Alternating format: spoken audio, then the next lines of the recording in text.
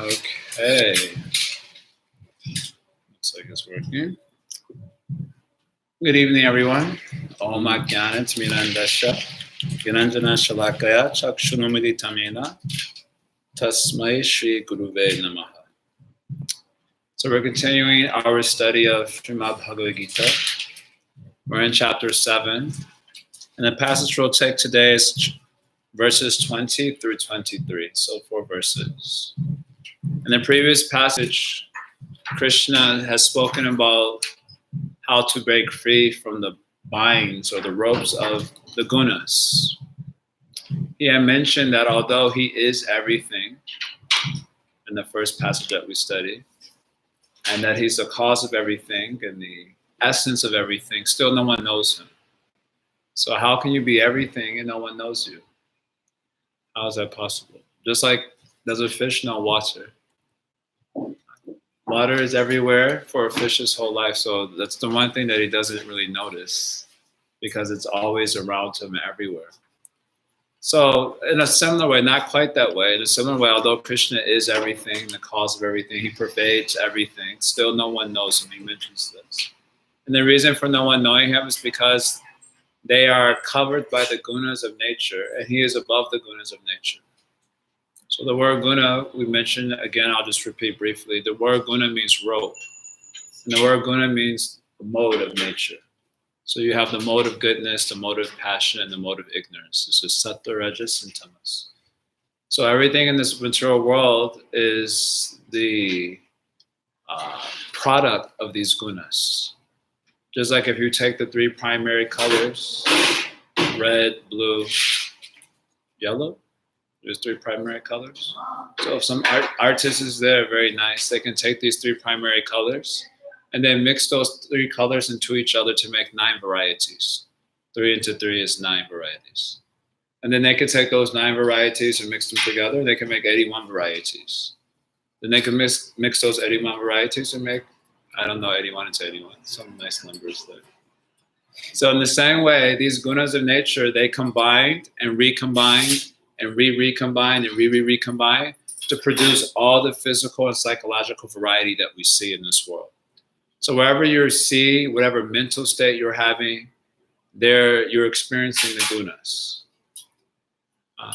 The mode of sattva, you experience lightness, health, happiness, illumination. Rajas, the word rajas means passion. The word rajas also means to obscure. So when one is in a state of rajas, their consciousness is obscured, usually by strong desires, attachment, and then the hard work that pursues trying to fulfill desires and attachment. And then there's tamas. Tamas means state of ignorance. Mentally, one is lethargic, procrastinates, is depressed, or is crazy. I was at Tompkins Square Park today, and there was one man in the park taking off all his clothes and screaming. He looked like he was possessed by a ghost. He was, for like half hour. So the police had to come and arrest him. And then they called one cart, like, for taking it to the crazy person's house. So tamas, that means a consciousness state of tamas at that time, destruction. So whatever you're doing, whatever you are, wherever you go, you're experiencing these gunas. So the word guna, aside from meaning mode of nature, is also a rope that binds you. So just as if you're tied to a chair by a rope, you cannot get free. So in the same way, the souls in this world are tied by these different gunas. But because we think that we are a product of those gunas, we do not recognize it as such. This is the best type of slavery, where you don't recognize that you're even enslaved. This is the best type of slavery.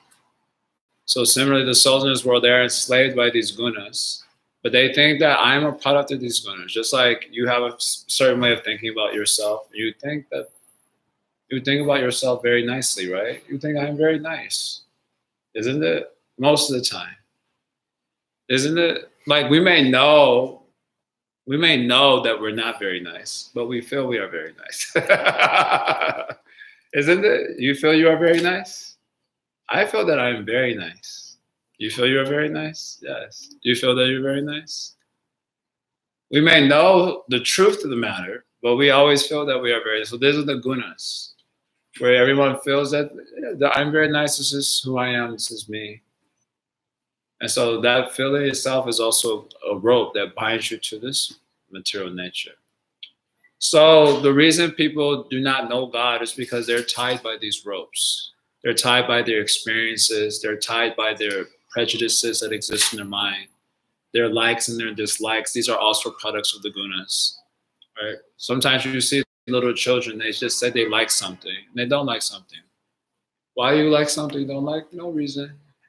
Or sometimes, particularly like in a romantic relationship, you'll see people liking someone that is not very good for them. Or maybe that has happened to you also. Isn't it? You ever seen this? I'm sure you've seen it, at least if you watch movies, you've seen this. And maybe you've also experienced yourself. Like someone who is not very good for you.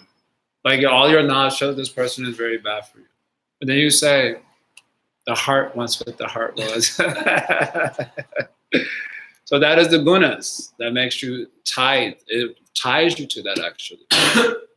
Actually, clearly this person, I used to see it with one of my friends. They had a partner who was abusive. So we were all trying to advise them, this person is physically abusive. Like it's like self-evidence is not a good relationship. They said, but I just love him. I just don't know why. It's like Krishna is told why in Bhagavad-Gita. There's the gunas. So we're tied in so many ways in this material world by our attachments, by our aversions. We're usually attached to the things that are not good for us and averse to the things that are good for us. So all of these ways, the gunas binds one to this world, and no one can break these ropes. So Krishna says that in 7:14, only by surrender you can break these ropes. So that was 7:14. If you surrender unto me, then you can cross over these gunas very easily. Otherwise, these gunas are insurmountable. So then, if you are an intelligent person, you want to break free of this bondage, then you should surrender to Krishna. So Krishna said, so everyone should be surrendering, but everyone does not surrender. So then in 7:15, Krishna mentions 4 types of people who don't surrender to him. He calls them as dushkriti.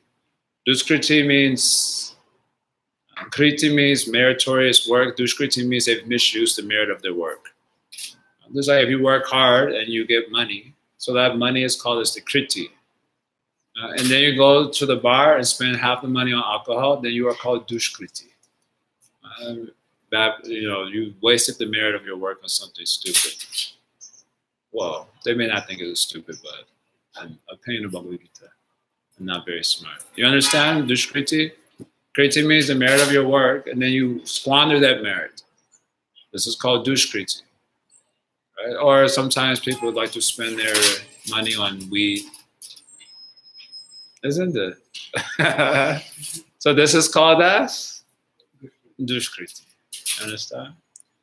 So we have this human form of life. This is the kriti. This human form of life is a merit that affords you an opportunity for spiritual life. And if you don't use that human form of life for surrendering to God, then you're called as dushkriti. You understand? So then these dushkriti people are 4 types Krishna mentions in the Gita. We've already covered this, but I'm reviewing because so many new faces here. 4 types of dushkriti. First type is called as Buddha. Buddha means an ass, donkey. Someone who carries heavy burden for little grasses in front. The master is putting one stick on the donkey, and in front of the stick, some grass is there. And for that little grass, he will carry heavy burden. You can't see in America because animals are just running around. But if in India, you can see this. And in India, sometimes they call them dobiwallers, or the washermen. They will put so much on the donkey where you cannot even see his face. It's just all you see are these huge bags on the donkey. And the donkey is carrying that burden just for some grass. He does not think there's grass all around him. Why should carry so much burden? He just put that little grass in his face. It's called mudha. So people are like this also. They're mudha. They work very hard for a little bit of grass. They call it money now. It's the same color. So in this way, that is their only interest in life, how to make money, how to enjoy. They don't surrender to God. That is one type of dushkriti. There's the second type of dushkriti, naradhama, lowest of mankind. They also have human life. They understand the value of human life, but they don't. They start pursuing the purpose of human life by engaging in spiritual life. Later on, they leave it. So they're called as Nara Adhama, which means lowest of men. That at least these foolish people, they don't know what is the purpose of human life. But here, this person knows purpose, and then he also squanders it. So it's called as Nara Adhama. Then the third type is Maya Aprahita, again, those whose knowledge have been stolen by illusion. All sorts of ideas floating around the marketplace. YouTube has made this even more of a problem. Before technology is what it was, you could only hear so many theories, 2, 3, 4. But now with YouTube, you can hear everyone's theory, millions and millions of people's theory, and then you become bewildered. And in that way, you don't accomplish anything. So this is called Maya. Their knowledge is stolen by illusion, so many concepts. Then there's the Asura. Asura means demon, those who are trying to kill God, usually by writing books saying God doesn't exist and giving so many evidences. So he said, these are 4 types of Dushkriti. These people never surrender to me. And then there are 4 types who surrender to me. They are called as Sukriti. Sukriti means what? Merit. And Sukriti means they're properly using the merit. So what is the Kriti here? The Kriti is the human form of life. So because they use a human form of life to surrender to God, they're called as Sukriti. You understand? So are you Sukriti or Dushkriti? You're Sukriti. Yes, because you use, why are you Sukriti? Yes, good answer. Good answer. Because you're reading Bhagavad-Gita. Very good answer. When you use a human form of life to surrender to God in any way, then you're called as Sukriti. So Krishna mentioned there are 4 types of Sukriti persons. Those who are suffering, they come to God. This is usually the only type in Kali Yuga, only this one type, but Krishna said 4 types. But this is a prominent type. They are suffering. They're called Artha, they're suffering. Jignasu means they have some questions, and they become attracted to God to answer those questions. Jignasu. And then Artarti means those who have some material desires to be fulfilled. So they go to God to fulfill the material desire.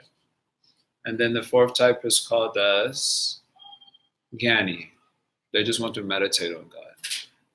So he said these are the 4 types of Sukriti. So you say you are Sukriti. Of these 4 types, which one are you? I don't know yet. You don't know yet? Yeah. What are the 4 types? Suffering. Question. Inquisitive. Meditation. Huh? Meditative. Meditation.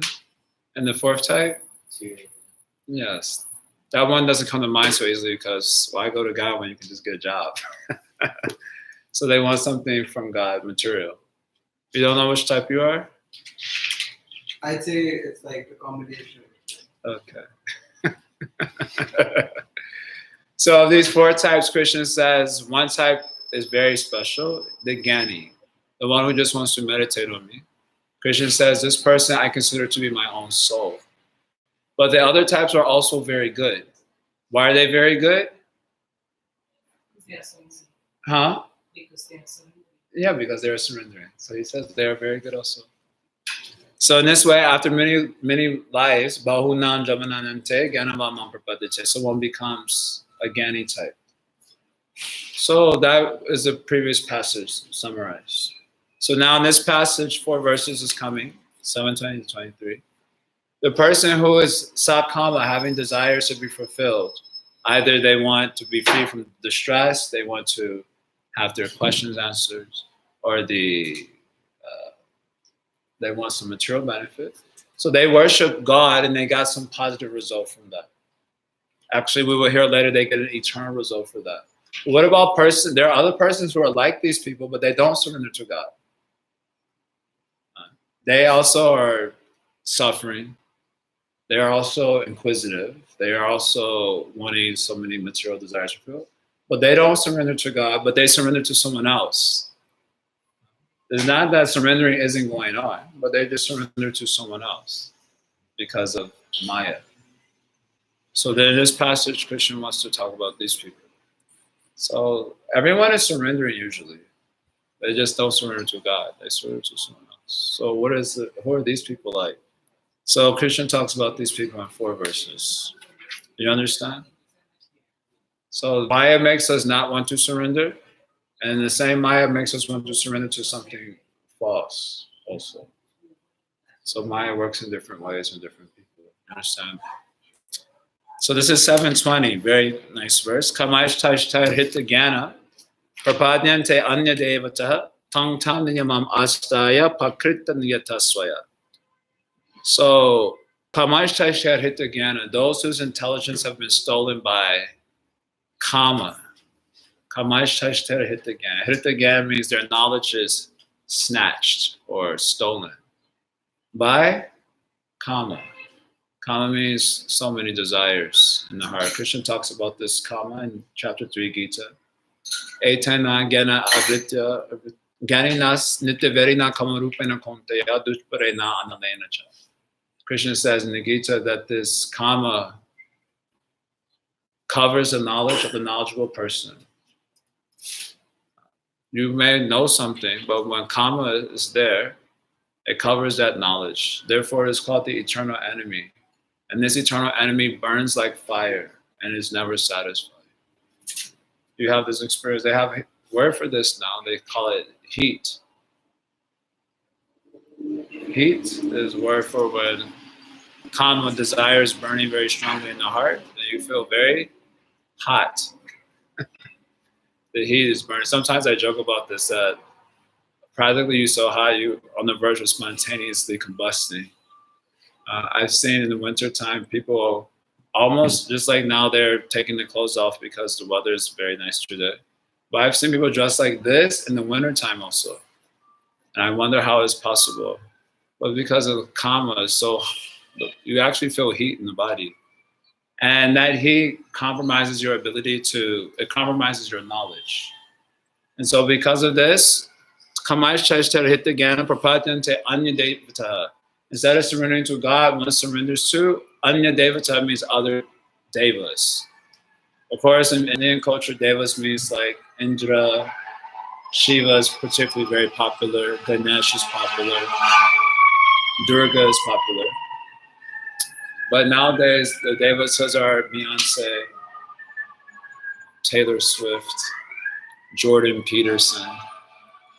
I don't know so many popular names. What are some other popular devas today? Donald Trump.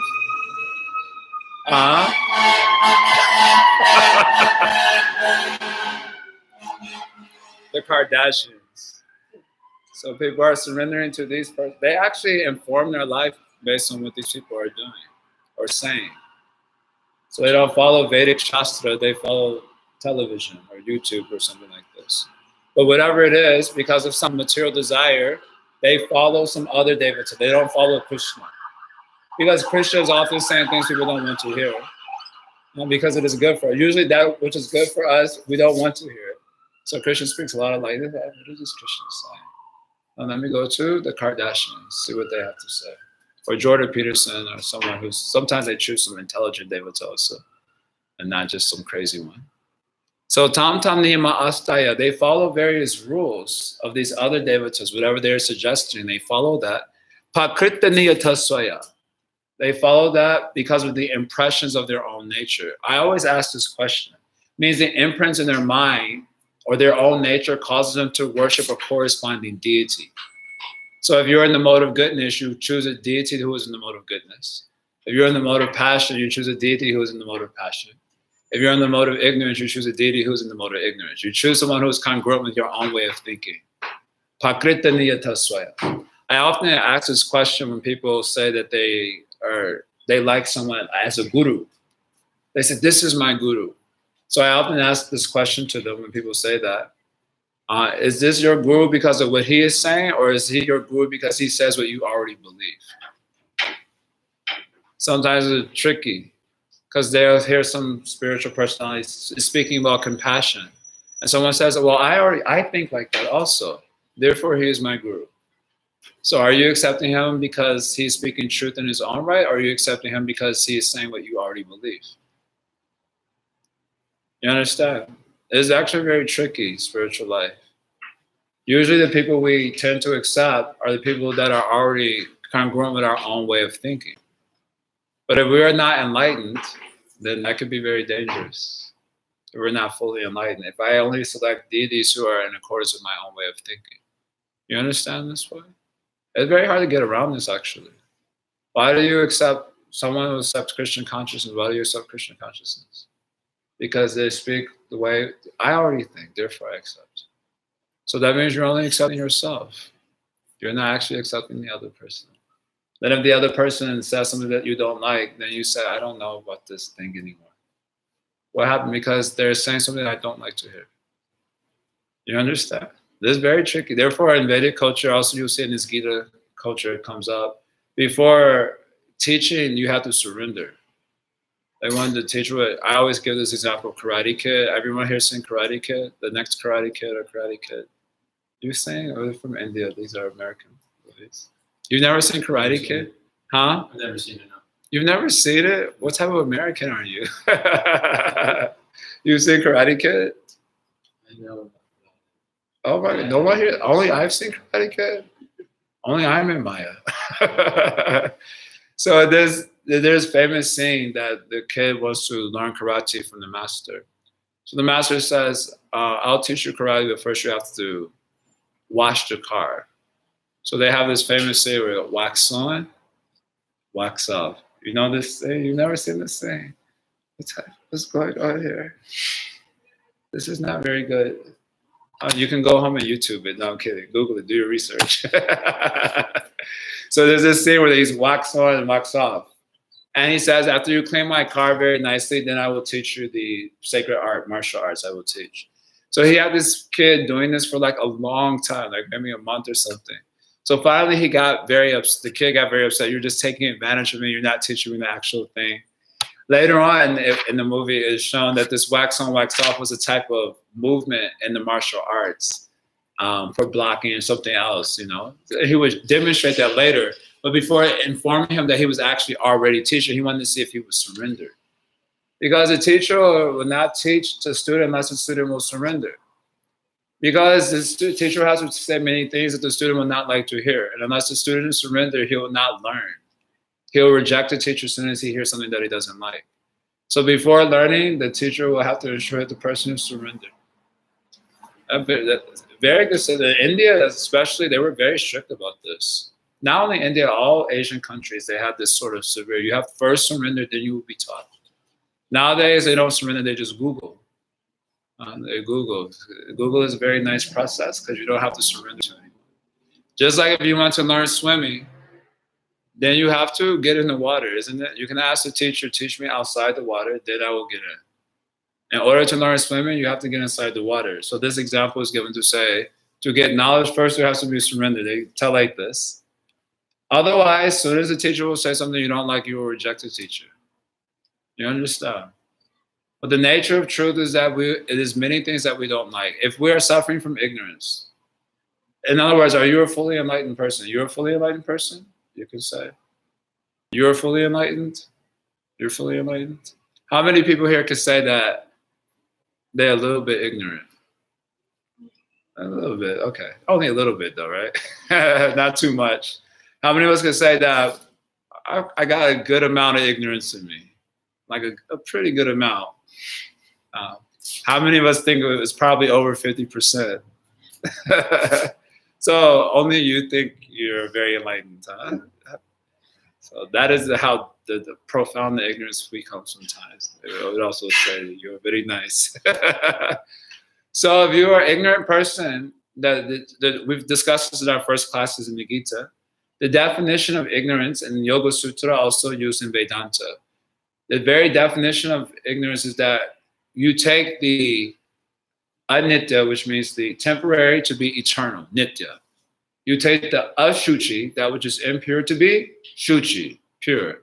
You take that which is dukkha, suffering or cause of suffering, to be sukha, cause of happiness.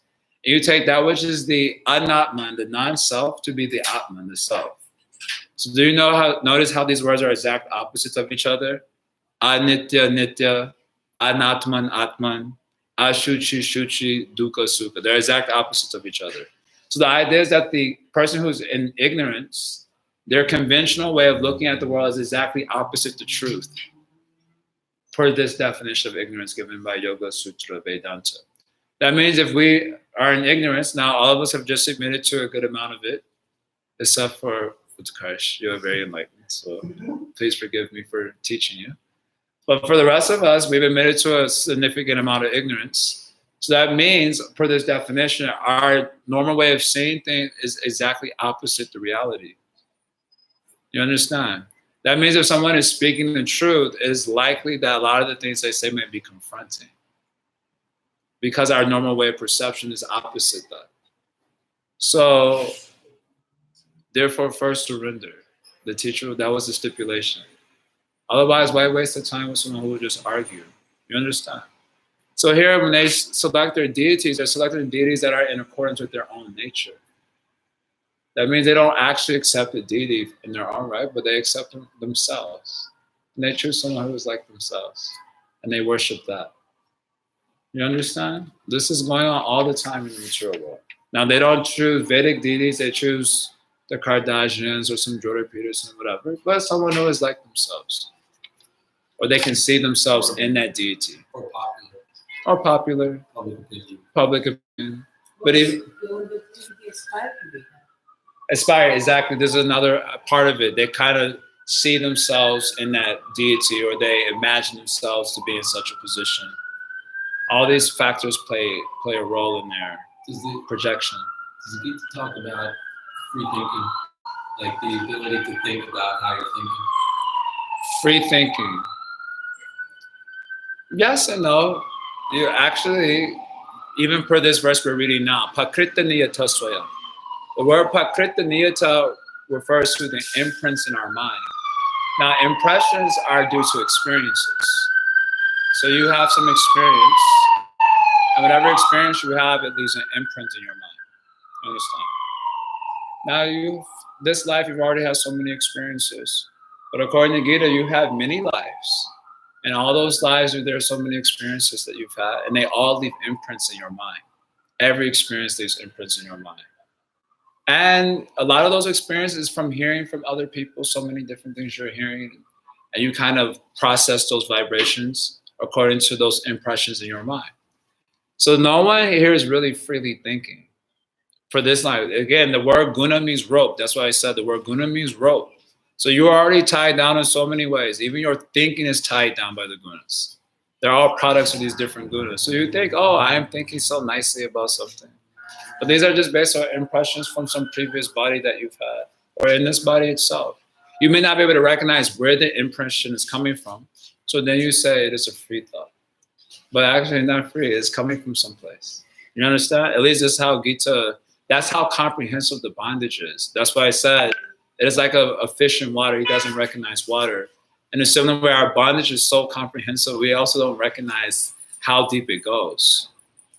So yeah, you can say free thinking, but no thought is free. Actually, it says you cannot think of anything that you haven't experienced. That would be actually impossible, philosophically at least.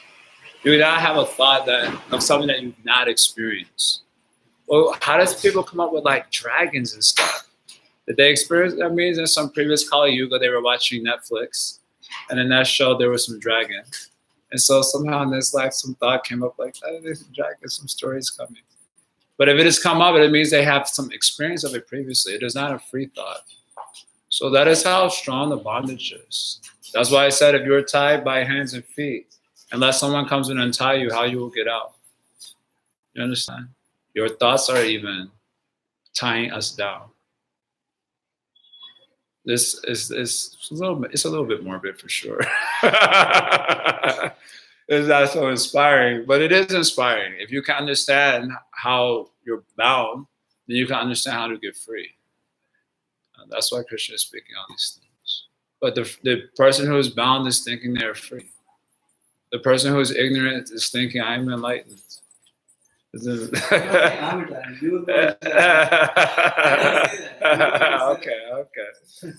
Okay.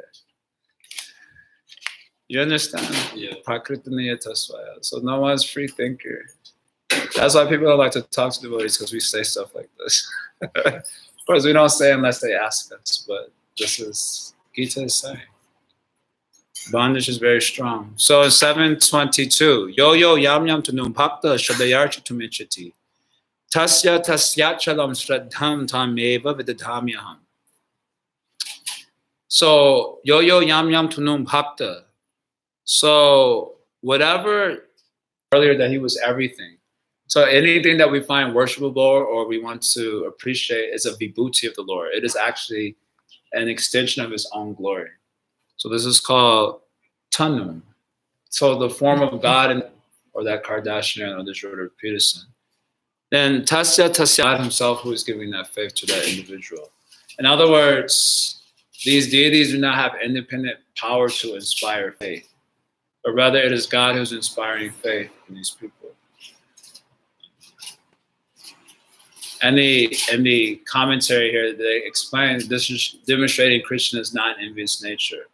So, because he says you should worship me or you should surrender to me, worship me. But if you want to worship someone else, okay, I also encourage you worship that other person also. No problem. Sataya Shradaya Yuktas, endowed with the faith given by me. So Krishna's not an envious person. Just like sometimes when we grew up in the Bible, we used to hear that God is a jealous God. And many times, I don't know if you had this experience for those of you who grew up this way, but I remember if like I did something naughty and sometimes it would like thunderstorm in the nighttime and I thought, oh man, God saw that. And I would like freak out. The thunderbolt is going. I would like hide underneath my bed because God is a jealous guy, you know, he didn't really play. But Krishna is not like this. If you want to worship someone else, okay, no problem. I'll give you the faith also to worship that fellow. Sataya Shradaya Yuktas, endowed with the faith given by me and that deity. Tasha Aradhanam Ihate. He worships that person. Labate Chatata Kaman. And the various desires that he has by worshiping that person gets fulfilled. Labate Chatata Kaman means he attains his desires from worshiping that deity. But those things that are given, Mayava Vihitanitan, they're actually given only by me. Because again, all these deities are actually just extensions of my own glory or my own power. So they have no independent power to bestow gifts or benefactions upon their worshippers. It is actually I who am giving those things. So if you are giving, why are you calling them foolish? Because Krishna already said Hritigyan, Hritigyan means a fool. It's a nice way of saying your knowledge has been stolen. But it's a nice way of saying you're a fool. Just like if you say I want to do something, I say your knowledge has been stolen. Then I mean that you are doing something foolish. So while you are calling them as fools, so then this is the last verse of the passage here. Antavaktu palam tesham ta bhavati alpamedasam. They get whatever they desire, but, tu means but whatever they're getting, antava palam tesham, whatever they're getting, that fruit is temporary, it perishes. Ta bhavati alpamedasam, therefore I call these people as less intelligent. Because they're getting something temporary. Their desire is something temporary, and the result they're getting is also temporary. And that itself is the cause of suffering. Try to understand that attachment to the temporary is actually the root cause of suffering. We don't normally think about it, but this is actually the cause. You get attached to something, just like you're attached to your phone. Everyone here is attached to their phone? A decent amount. If your phone gets stolen or broken, then how would you feel about that? Free. That is a good answer. When our intelligence is in good function, then we will say this answer. I feel locked down. Locked down? Yeah. Yeah. Cut off. Yes. So I guess I need to. You will suffer. Yeah. Yeah. You will suffer. Yes. So you can give me your phone now. Yeah. I'll take it. I want to relieve you of your burden. For how long? To the end of the class only? Yeah. Okay, go and throw this in the garbage. No, you will suffer, isn't it? That is how. So anything you're attached to, temporary, it's temporary. Anything attached to in this world. Sometimes you fall in love, great disaster. One of the worst. That's why I always say, how come they never say you rise in love? I always say you fall in love. It was a great disaster. And then when the love thing doesn't work out, then you suffer, isn't it? So antavatupalam teshanta bhavati apamedasam. Whatever desires are getting fulfilled, those things are temporary. And therefore these persons are less intelligent. Apamedasam. Alpa means little. They have little intelligence. Medha means intelligence. Devan deva yojo yanti ma bhakta yanti mamapi. Someone may say, well, you're showing prejudice because those who worship you, they get an eternal result. And those who worship these other fellows, they're getting temporary result and they're suffering. Therefore, you're being partial. This is unfair. And no, you get the desire that's you get the result that is congruent with your desire and your worship. You understand? So your desire was temporary, your deity you selected was temporary, so your result is also congruent with that. But my devotee, he may have had material desire, but his deity was eternal. And so he got an eternal result. You understand? So you get whatever's congruent with your form of worship. Krishna has also said this earlier in Gita, that as they approach me, I award them accordingly. So if you worship some temporary person, then you get temporary result and you suffer. If you worship an eternal person, you get an eternal result and you enjoy eternally. So therefore, Krishna is calling them as less intelligence for this reason. Because they could have had their material desire fulfilled by worshiping me. And they could get an eternal result. But instead, they're worshiping some temporary person who obviously has to give some temporary result. And then they will lose that result also, and then they will suffer. So then you are less intelligent. That is Krishna's point. So they the Alpa made us they're less intelligent. And the next verse, he has some stronger words for those who think about Krishna as impersonal. He has even stronger words for them. But here he's just talking about these persons. So here by Vyatireka means by negative, we'll call it negative preaching. When anyone markets something, they market by positive and negative affirmation. Positive says, worship me. Negative affirmation is, if you don't worship, these are the consequences. So through the negative affirmation, Krishna is showing that people do not worship him, then they get another result. Temporary result, and they suffer. So in this way, he wants to encourage us who are bound by the gunas to worship him and come out of this material energy. So that is a passage. We'll stop there. I left the question because I couldn't find it. Are there any questions? Otherwise, we will take 2 comments as usual. 1 or 2 comments. Hare Krishna. No question? Okay. Some reflection. Yes. Yes. So all of the demigods stand for, like, let's say it's the Kardashians, or which is wealth, or something in the material world, you can grasp it. Yes. But in the material world, and in the eternal world, what are you grasping when you're worshiping Krishna? Like conceptually, how can you?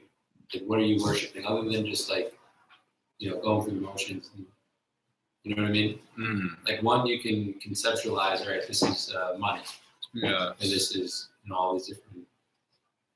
But when you worship Krishna, it's the eternal. Yes. Well, Krishna's there. The gopis are there. Do you think these are made up drawings? We just said, we like Krishna looking this way. Srila Prabhupada said these are pictures of the windows into the spiritual world. He described them this way. So just as you have a material world where the objects are made of matter, so why not a spiritual world where the objects are made of consciousness? Just like you have a material world, all the objects here are made of material stuff, and what you're calling is tangible, like the wealth and the beauty and so on. Right. And then you have the deities who personify some of these aspects in a superlative degree. or a great degree in this world. So why not a world of consciousness where the objects are made of consciousness? See, that's the idea, right? Because when I meditate, I definitively feel, what you're describing. But when I'm in the material world, it's very hard for me. I'm trying to, like I want to live on that plane, but when you're connected to the material world internally, how can you stay disconnected from the material world? Very good question. So Krishna himself has given a very nice verse in this regard. And it's a verse that I often quote because it's such a good one. 269 Bhagavad-Gita. Sanisha Yanisha Sarvabhuta Nam. Yasyam Jakarti Samyami. Yasyam Jakarti Bhutani Sanisha Pashuto. I like this verse a lot. So he says, what is night for all people? Yanisha Sarvabhuta Nam. What is night for all people? So at nighttime you sleep. So that means all people are sleeping to this world of consciousness, the inner world of consciousness, and the beautiful transcendental forms that exist in that world. So what is night for all being, that is a time of awakening for the enlightened person. So he's awake to that world of consciousness, and he lives in that world. Yasyandra Garti Bhutani, and what is daytime for common persons? So daytime means like now. Daytime, they're awake to the external world of objects, and they're chasing after those objects, whether it's alcohol or weed or sense gratification. We'll just leave it at that. Whatever it is, they're chasing their daytime. Everyone is running after these things only. Sanisha Pashtrato Muni. The introspective sage is asleep to that. But the last line is particularly interesting because it says Sanisha Pashtrato Muni. The Muni, he sees that world, but he's asleep to it. So that means he is existing in the world and he sees what everyone is running after also. He can see all the same objects, but he is asleep to that world because he is awake in his inner life. Such persons are called as Atmarama, which means they are self-satisfied. They're actually experiencing the nature of their own self and the nature of God. Although they live in this world and they see what's going on. They're perceiving it as... They're perceiving it like you perceive a nightmare when you wake up. This example is given. So when you wake up from a nightmare, you still have some perception of it in your mind. Like you can still remember some of the thing, but it doesn't really have any effect on you anymore because now you're in your waking state. So when these persons have awakened to the true life eternal, then they're seeing the world like waking up from a dream. So they just see it, but it has no disturbance. And I have given this example before. There's like a lucid dream. Sometimes even while dreaming, you realize that you are dreaming. So whenever that's happening, you lose fear, you become very detached. That's only happened to me a couple of times. But I used to have a reoccurring nightmare from like when I was 2 till well into high school. I used to have this reoccurring nightmare. Like it was very scary. And I remember one time telling myself that I'm gonna like tell this is a nightmare. Like I'm gonna know it's a dream or a nightmare, as it were. And I did. I don't know. I like intensely meditated on remembering that this was a nightmare. And I had a lucid dream where I was dreaming. The recurring nightmare was happening, but I realized that it was a nightmare. And I was like chill in the dream. It was like not even a big deal.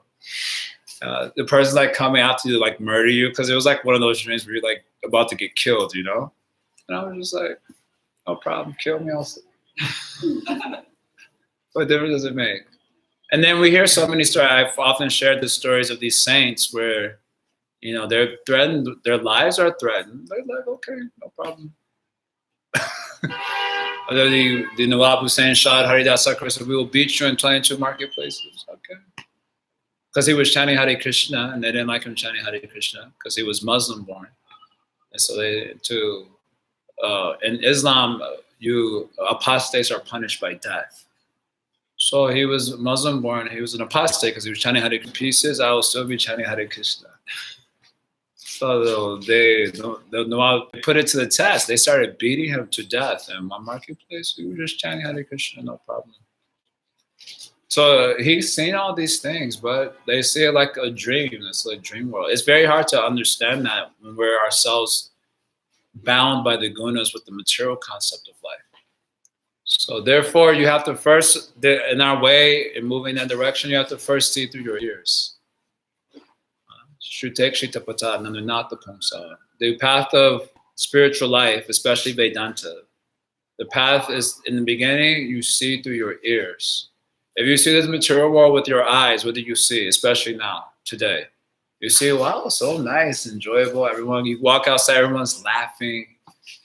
And you see all the couples holding hands and kissing. And then the lights in the city, they look very charming in New York. So especially you ride your bike, you go over the bridge and you can see all the lights. It's very charming. And then the nice breeze is coming right at the right moment. You might be riding through some park and some nice music is playing. So if you see this world through your eyes, your senses, then you think this is very nice. What a wonderful place, actually, this New York. You think like you're forced to think like this. No, I've actually had that thought. Yeah, now you had the thought today only. No. But if you see, huh? It was a couple weeks ago. A couple of weeks, be careful tonight. It may happen also. Usually around springtime. Spring, yeah, of course. Winter, yeah. Yeah, the trees are blossoming. Love is in the air. Yeah. All right, so but if you have to see the same world through what Shastra is telling, you look outside, you see so much suffering. But you see the couples holding hands, you're like, oh, man. You start crying even. One time, Prabhupada was there, and they were driving past some people playing golf. So anyway, Prabhupada asked, what is this? So the devotee, the way he described it also was a little, he said, Prabhupada, these people take a stick and a ball, and then they try to hit the little ball into the hole. That is the guy. And then he like described it in the most like plain way, you know? And Prabhupada hearing the description started crying. And he said they would do anything to forget Krishna. So instead of, they were probably having a nice time, but Prabhupada said they were suffering. Because my point is that if you see this world with your senses, you see one thing. If you see the world through Shastra, you see another thing.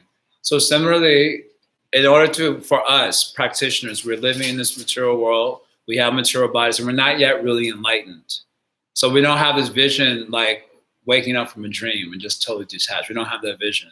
So for us, in the beginning, the description is that you have to practice seeing the world through what sacred text is telling. Otherwise, you will become bewildered. It is natural. It is natural to become bewildered. It is not like an amazing thing. When I go outside, if I go outside right now, I also think like this only. This is very nice. You know, and then you start getting all sorts of material desires. Man, if only I had a relationship, then I will be happy. And what's wrong with a little wine? A little wine to gladden the soul. There's a little quote like this. You start thinking all sorts of material ways. But if you go outside, walk around with sacred text in your heart, and it's called Shastra Chakshu, which means you see through the eyes of Shastra, scripture. And then you see detached. So that is the hope. Otherwise, we have to become victim. Maya very powerful.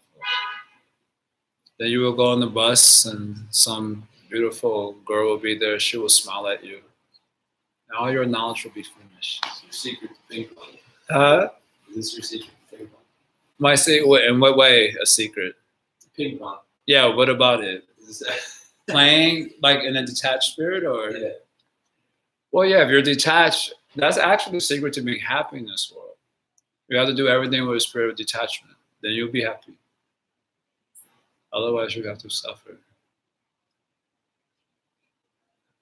So how do you get the detachment? The path of seeing through the ears. So that's why we hold Gita classes. And when we discuss with each other, we also want to discuss sacred texts so that we can see the world with new eyes. This is the whole purpose of life in any sense, is to get new eyes. We've been reading this book, and one nice statement was coming there. Wherever you go, at the end of the day, you only encounter yourself or your own perceptions. It's like sometimes when I remember seeing this with my mom growing up, that whatever job she got, she always said there were envious people there after her. So she would quit one job and she would get another job. And at that new job, she would say, these people are envious of me. Then she would quit that job and then get another job and say, these people are envious of me. So at one point in high school, I'm like, how come every place you go, you find the same envious people after you? So maybe it's something in your perception that's causing you to see that. Maybe it's not just outside. No, they're envious of me. So then I realized, well, we start to realize that wherever we go, we always encounter our own perceptual world, because that's right in front of you wherever you go. So sometimes I say, New York is not the place. Actually, if I go to this place, it will be better. But when you go to that place, you see the same thing is there. That same perception is there. So the whole purpose, we were hearing, the whole purpose of travel is not to experience new landscapes, because you really only experience this landscape wherever you go, your own perceptual world. The real purpose is to gain new eyes. And for us, we want the eyes of Shastra. So you don't have to go very far for that. You can just go to Bhagavad-Gita class. Otherwise, suffer. Okay, we'll stop there. You were rescued from giving any reflections today, but on Wednesday I will get you. So you better have something. Ariam Tat Sat, Hare Krishna.